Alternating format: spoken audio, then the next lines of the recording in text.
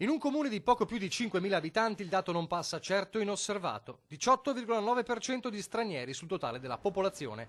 Quasi un abitante su 5 non è italiano. Mansuè, comune capofila in tutto il Veneto di un trend in crescita. È uno dei dati contenuti nell'annuale rapporto curato dalla Fondazione Leone Moressa sull'economia dell'immigrazione.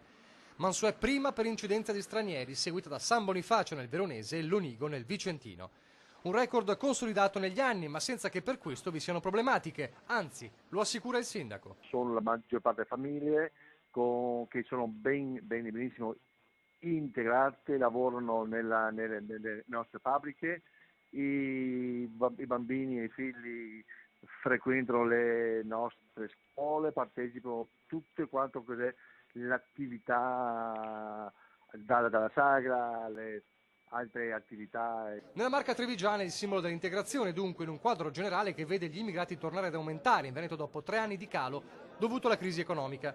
In particolare tornano a crescere i nuovi arrivi, 25.000 dall'estero e 28.000 da altre aree d'Italia.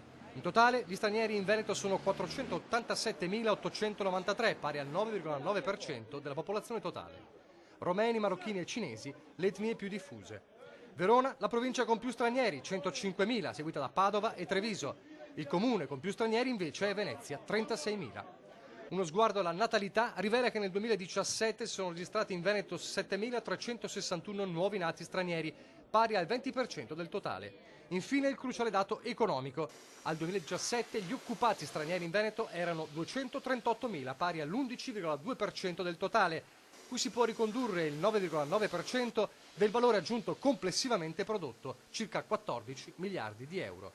Gli imprenditori stranieri rappresentano l'8,9% del totale, un dato in crescita negli ultimi 5 anni, in controtendenza con la diminuzione degli italiani.